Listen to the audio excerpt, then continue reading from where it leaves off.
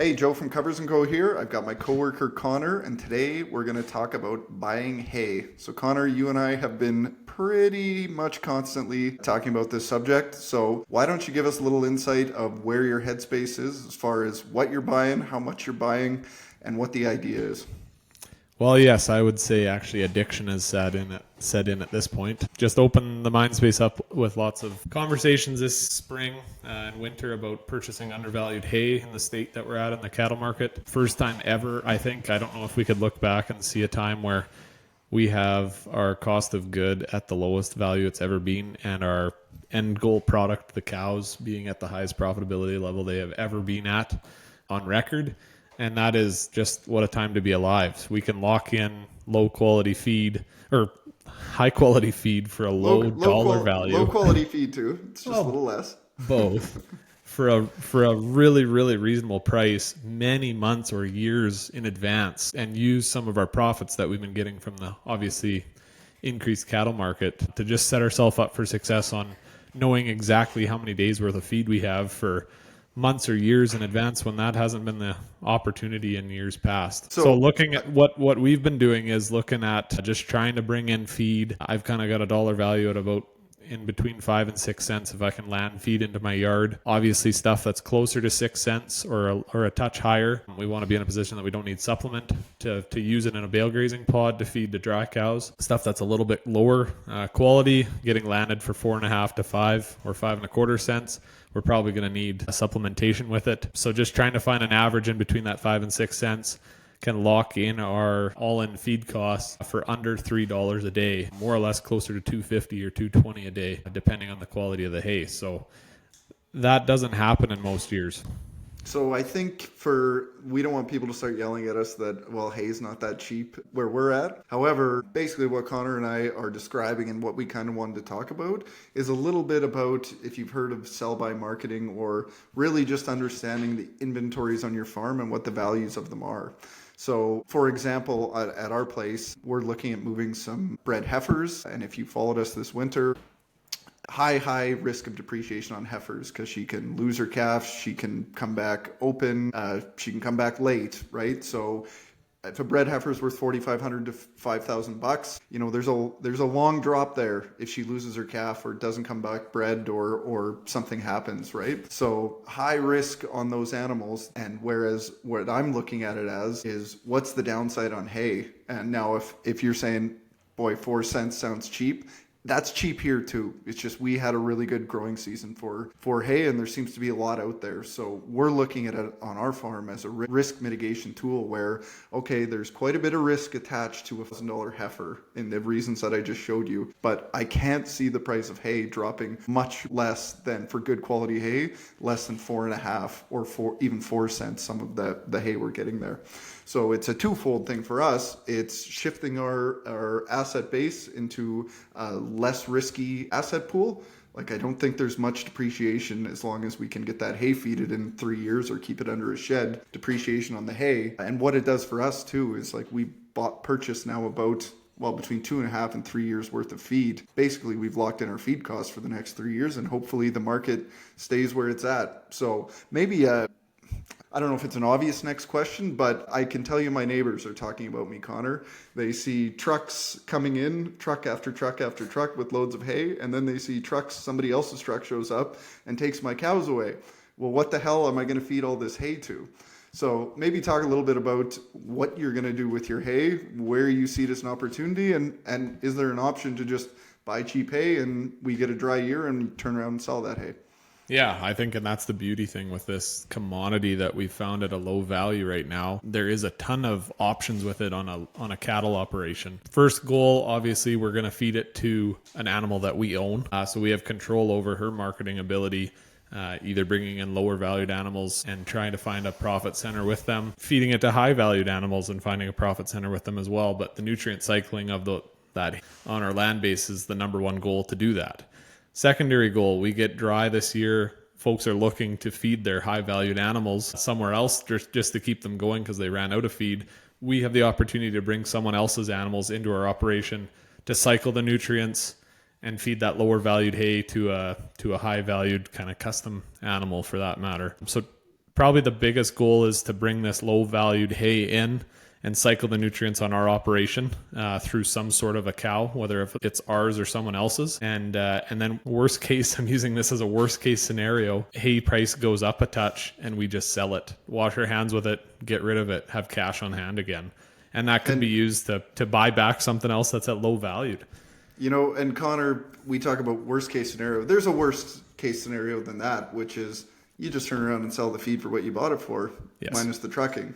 Yeah. Whereas in our situation with these heifers I was telling you guys about, well, worst case scenario is we go back to 2022 and those heifers are not worth 5,000. They're worth, 2,200 or 2,500. The floor is a lot lower on that than it is in depreciated hay.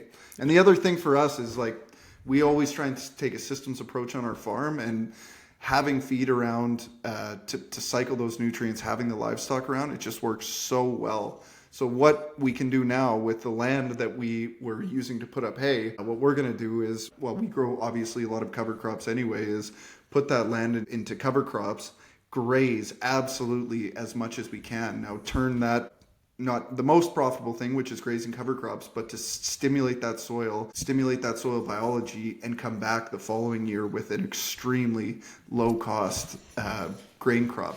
So we're experimenting with putting biannuals underneath our cover crops, intensively grazing them through the summer, and then coming back with literally a cost-free cash crop the following year. But none of that is possible unless we had access to winter forage, because if you don't have winter forage, you don't have cows. And it's just an amazing opportunity, a cascading effects of, we got lots of feed, now we got lots of options, and we can get creative in reducing inputs other places on the farm. Big time. One thing that we talk about often, the management of feeding animals, is everyone always goes around, well, I can feed cattle with a tractor the fastest, or I can feed cattle in a cornfield the fastest, or bale grazing, or however that works on your farm. For us, being able to turn a cow herd into a pod of bales, I never thought we would be doing realistically, because the last 5-6 years, hay prices have not been anywhere close to where they're at today. 11 months ago from now, the same hay that I'm purchasing in right now for 6.5 cents was 8 cents to my yard. So just the 1.5 cent difference right there makes those bales worth a lot more. And it's a lot harder for me to just put bales out into a pod and feed that way. But on the management side of things, my time, really looking at that as being the most valuable thing, and it should be for everyone, valuing your time and paying yourself a really reasonable wage. Doing this it's the easiest way for us to winter cows, the lowest risk. We don't have any tractors that are going to break down, and we have to find a way to get a tractor running to feed cows that day. Cows are going into a group of bales that are low cost for 3 weeks. If I set up a water system that is really consistent, there could be 3 weeks that I don't even really look at cows. I have no need to go and look at them. It's just more or less for joy more than anything. So I think that's another, this whole thing on buying low valued hay has really translated into, yes, taking advantage of low quality or low dollar value. I keep saying quality, low dollar valued hay, and locking in our cost of goods for many months or years in advance. Plus putting ourselves in a really good spot on a management side of things where we don't have to do nearly as much work with our cow herd in the worst months of the year, which are wintertime in Canada. It just sucks working with cows in the middle of winter. You can't get away from it. Well, if you have a dream to play in the major leagues, as I still do, Connor, it's a tough time to put up hay in the summertime too. Absolutely. There's a lot of time invested in putting up not just hay. Even if you're silaging, there's still lots of time. And I think something that I think is important to bring up is, we're not just doing this willy-nilly, got this idea and going and buying absolutely as much as we can just because the price of cattle is now high. It's like our cost of production on our farm to put up a pound of hay is about 6.5 cents. We're just unfortunate that our value of land is so high, and I have to account for that on a budget. Like the price for land. You're not unfortunate that your land is worth a lot. That's a good thing. That is true. Yeah, that means you have good producing land. You're lucky.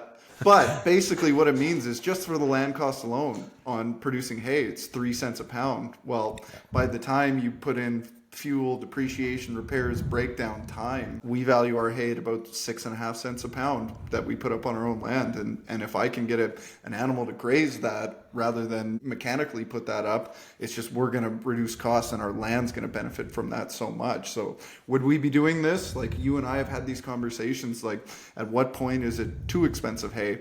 And I think in my head, it's that 6 to 6.5 cents where it's like, hey, that's my cost of production. Probably it still makes sense at 6.5 to 7 because the land improvements from bale grazing are so substantial. But from where my headspace is at, it's like, if I can buy hay for less than it costs for me to put it up and I get to import those nutrients, well, that's just a no-brainer. Yeah, totally. And I think that really moves in as well. We talk about the cost of putting that hay up at 6 or 6.5 cents, and I'll be very similar. On we've got to charge ourselves a wealthy amount of opportunity cost on land rent, really, because otherwise let's just rent the land out. What's the sense in doing the work? The other thing is the labor. The labor values on farms is so minuscule across the board. Like, this is every type of farm. We need to find a way to bring that up as much so that folks don't have to have off-farm jobs. And doing something like this allows for our time. I can unload a semi. I can go to someone's yard, buy their hay, take 2 hours out of my day to go and buy set amount of bales, unload the hay in our yard, set it out into a bale pod, take the strings off, and I'm done. I'm not spending, I can charge the cows a lot more in labor, but my time out there working for the cows is very, very minimal. Yeah, you can probably make the same amount from a labor standpoint just with a quarter of the time. Absolutely, yeah. Which then just allows you, turns your $20 an hour job to a $60 an hour job, and that becomes a lot more appealing for people. And if you don't only have to work a couple hours in that $60 an hour range, you've got so much other time to do whatever. You don't have to do anything if you don't want, or you can work at something else that's maybe bringing in some more income. So because you and I go back and forth on this, you are buying you're definitely buying higher quality hay than I. For sure. And, I just never turn down a good hay deal. It's just, It's not in my blood to do that. But there are some costs associated with buying poorer quality hay. So we brought in lots of hay for the 3.25, 3.5 cents. But the issue with that being is it won't maintain a cow in the wintertime, and we're going to have to either supplement with some alfalfa, which we are, or we're going to have to do that with grain. However, that is not free. So maybe just talk a little bit about some of the hay you purchased that is, it's not too rich. It's the Goldilocks. It's not too rich. It's not too poor. It's just right for those bale grazing pods to maintain a cow. Yeah, I think so. That was probably my most recent hay transaction, I could say, where we were buying in probably the highest valued hay that we have bought in yet. Still bringing our average to a spot where it was affordable to do. But it really put us in a position, if we can get those cows fed for $3 a day on their feed cost. Right now our cow herd's on straw and higher quality alfalfa as a supplement. We're having to go out 3 times a week and supplement those cows right now. That's 2 guys for an hour every other day, pretty much, to do that. And we're at about $2.20 a day on barley straw with protein supplement. So paying an extra 70 cents for me to not need to even look at those cows and just know they're going to be getting what they need in the bale, in the field. I had to run it by quite a few people to see if this was a crazy decision or not, or if I should be still trying to look at the lower quality. But at the end of the day, my time, I do not need to spend any time with those animals. And we talk about our worst case scenario on having to just sell the hay if we don't have a cow to feed it or someone else's cow to feed it. I am in a better position to sell that hay just as it is because it is higher quality. It's not slough hay or straw type, which we've bought in enough of that as well, and we'll find a way to utilize it. But right now, the touch higher quality. Since making the deal, I haven't had many bad thoughts about it because of just time management, really. It comes down to that. Well, I say this a lot. I'm like, it's one thing to value your time and put that time and pay yourself accordingly. It's a whole nother thing, just quality of life. Sure, you're going to pay me $40 an hour to work on my farm. Well, my quality of life depends greatly not on whether I'm making $40 an hour, but whether I'm changing a hydraulic hose that's impossible to get at, or walking through the cow herd and checking for herd health, Like, that is just one of those things I enjoy, and I would do it for free. And one of those you better be paying me $40 an hour to do. Well, exactly. I don't mind fencing on our operation, but I hate fencing in the wintertime. I'd much rather do it in the fall. So for us this year, we've corn grazed in the past, and we're looking at corn grazing when we don't have snow this year in the fall time. And it'll be a lot more enjoyable lifestyle to fence in the corn, feeding high quality feed to cows in the fall, rather than dragging snow and digging wires out of snow that cows have pulled all over the cornfield in the middle of January when it's minus 30. So just right there, that's a massive change. Last year at Christmas time, I just hated my life because we were dealing with cows pushing on fences in the cornfield, thinking we're feeding cows for a cheaper per day dollar value, absolutely, than some of these bale grazing pods, even at the lower cost of hay. But the quality of life, if I don't have to even look at them, what's that worth? Then having to, yes, my feed is cheaper, but I'm also out there every day pulling wire for an hour and a half, trudging through snow that's up to my knee. It's just not fun. So whether it's changing hydraulic lines on a tractor in minus 30 or pulling wire, I can afford, I can afford to spend a little bit more on the quality of life side of things. Plus, it's still a cheap option as of right now. But even when these prices go up a little bit, obviously still have to look at the relationships, like all the sell-by guys say, is always the relationships. And I look at this as a relationship. Like, maybe I can make feed for cheaper or grow feed cheaper, but where is the quality of life meter, I guess you could say, and where does that come in? Well, bale grazing is something I will never compromise on from a quality of life standpoint. And it's just one of those things. Like there's a lot of things that bale grazing offers. Of course, we do our damnedest to put in all of our costs and, increase waste, all that stuff. But I mean, the improvement to the land is just something that it's difficult to put a dollar on, but it is an absolutely undeniable real value to the farm. And one of my favorite calculations is what you told me. It's like, well, you're getting a free acre. For every acre you can bale graze on, you get one free, because you're gonna double the amount of production on that. And not for a year, but for manage it correctly, it'll be with you till you're done farming. But if you can get double your land base for 20 years because of doing one practice, it's like that's actually the most valuable thing of all. And not actually buy that extra acre of land. Correct. I know even this winter, lose out on a couple local rent deals that I was hoping to get in on, and it's like, well, that's too bad. Missed out on that opportunity.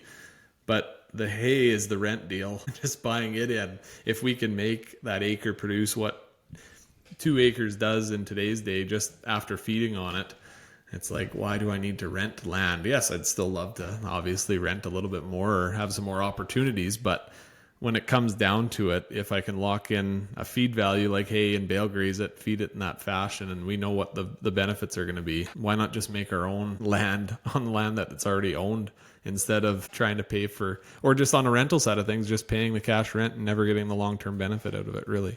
Yeah. Yeah, if you double the productivity on your farm, the property tax is incredibly reasonable. Oh yeah, no, it doesn't change. It goes in half, actually. Yeah, that's right. Yeah. Everyone's property taxes might go up and yours might actually decrease, you could say, I guess. So, Connor, for people that are thinking about this or we've intrigued them, I guess, what are some final thoughts on, I know, we bought hay for years, not at this scale, of course. So I'm kind of new too, but I know this is kind of the first stab at you buying 2 or 3 years of hay all at once. What's good advice you can give to people out there that are thinking, hey, there might be a wet year here and this might be an opportunity? Number 1, don't be on Facebook buy and sell around my area, because I own it. Or mine. No. Number 2, know your cost, know what you're wanting to do. Probably setting up your quality of work life is the most important one to do. Try a couple things out first. Maybe some are going to work. We know guys that have tremendous success corn grazing, some guys that have tremendous success swath grazing. Those options just might make sense for them so much more than the bale grazing does. Yeah. And so I think making sure you're trying a couple things out to see what's working for your operation. Setting your goals is the most important thing. To just, why are you doing this? Is it more beneficial for you today? Is it more beneficial for you in 10 years? Knowing that right away, and then dialing in your costs as much as possible to make sure that you're going to be in a position that you're not overspending that much and having trying to look at a couple different ways, I guess, as outs, I guess you could say, to whether it's hay, to utilize it in a couple different forms or sell it in some fashion, whether it's to a cow or just selling it the bale. I think that's going to be pretty critical, and just, yeah, knowing where you're at on the values of things. What would you have to add? Well, I'm not a equipment guy, but a few of these farms that we have purchased hay from in the last 6 weeks or so, some people just really like making hay, and Absolutely. it's like all the power to them. I guess what I would say is like, I mean, that's great. Just definitely know your cost. And if there's an opportunity to pick some up so you can have some stockpiled, you can prepare for a drought. Maybe you don't have to, your cow herd doesn't depreciate because the drought hit and you've got feed around, or you get a good deal on animals and can bring some in. It's just it just opens up an incredible amount of opportunities and flexibility on your farm. So, I'm not sitting here saying what works for my farm should absolutely work for everyone. Somebody's got to make hay. But understanding your costs, and if there's an opportunity to purchase some in under your cost of production, that's something you should take a serious look at 100% of the time. Yeah, to add to that, to the guys that like making hay, I bought some hay from a couple of really good guys this year, and they've literally had that conversation with me. He's like, your joy might be walking through your cow herd in the evening, but he said, I love making hay, man. He said, like, I just love doing. He said, that's maybe my holiday in the summertime. I go out for 2 weeks and I make a bunch of hay, and I'm like, and that's where the goals comes in. What do you like doing? Do what you like doing. So that's the most important thing. If those guys are having a good, they're making the hay and enjoying what they're doing, making what they need to make, and I'm able to have that relationship with them to bring it in so that I don't have to. Wow, that's a perfect relationship that hopefully we'll be able to continue to work out for many years down the road. Amen.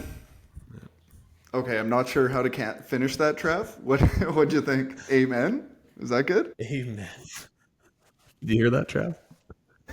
Joe ended it with amen. Like a prayer.